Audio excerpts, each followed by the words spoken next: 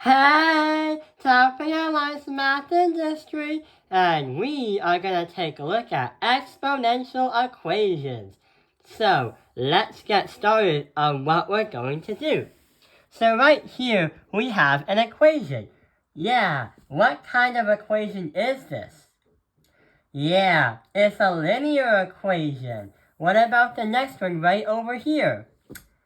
Yeah, it's a quadratic equation. But, what's this one?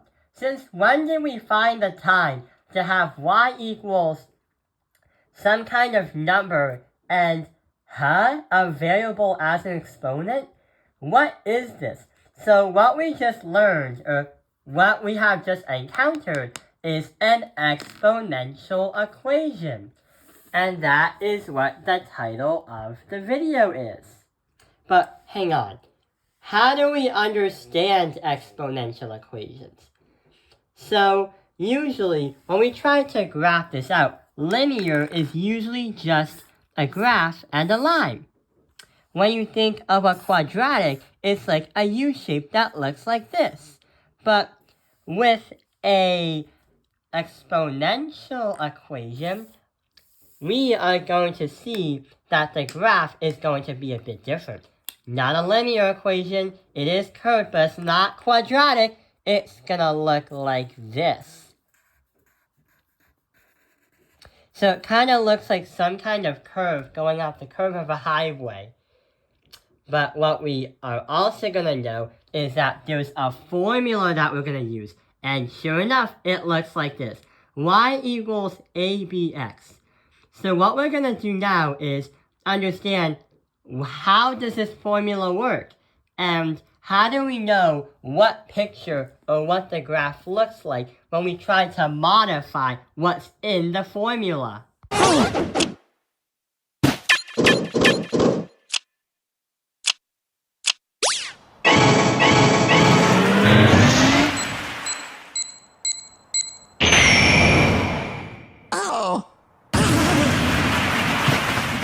So, right over here is a piece of paper, and this will help us understand what the lines would look like when we try to mess with the formula.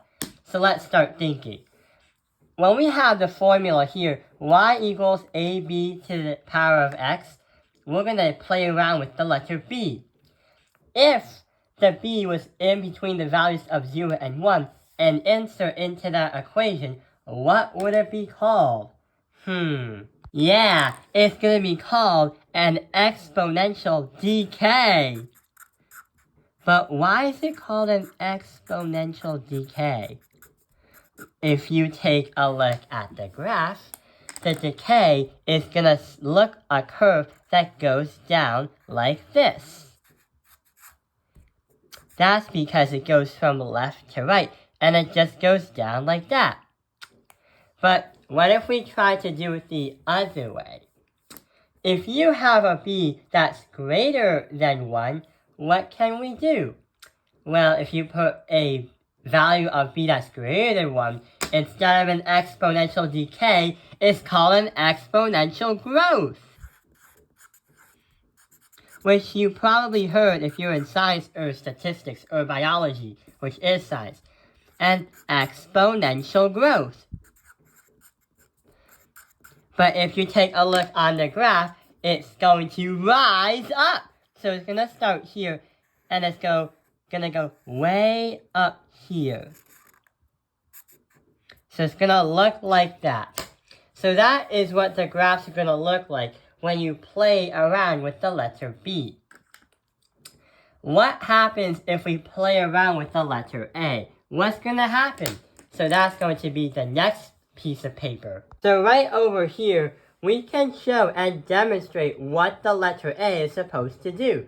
So if the letter A, or the value put in the A, is a negative number, then the graph will reflect over the x-axis. Here's what happens.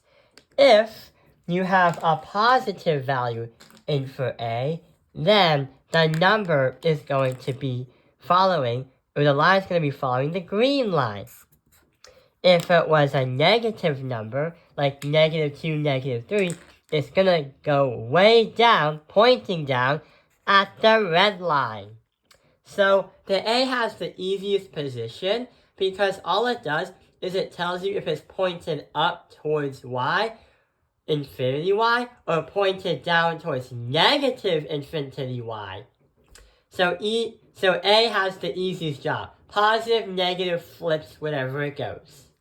So what we're going to do now is understand the formula y equals ab to the power of x, but also understand what will happen next. So right here, we have the formula y equals ab to the power of x. But there is a contender. What is it contending against? Yeah, y equals a parentheses 1 divided by b to the power of x. Both equations look so familiar, or both equations look so similar. But the problem is, how are they different? Let's see what happens. If we try to understand this one, it's just the usual formula that we've learned for the past 5 minutes. So y equals 3 to the power of x. When we do that, our graph is going to look like this. It's going to look like this on the positive quadrant. So simple and easy.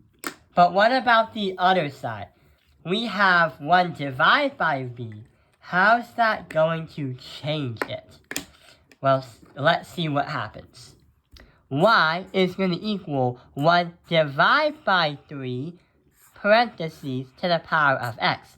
Since 1/3 is less than 1 but greater than 0, it's going to be on the negative slide, which looks like this. So that is the only difference, is if there's a fraction, then you're always going to mirror each other, but it's going to reflect over the y-axis. So A controls whether it goes over the x-axis, but a fraction is going to control whether it goes over the y-axis. So that is the end of the introduction of part 1 to exponential equations. I hope this video has helped you understand exponential equations. Thank you for watching Top Line's Math Industry. Like and subscribe.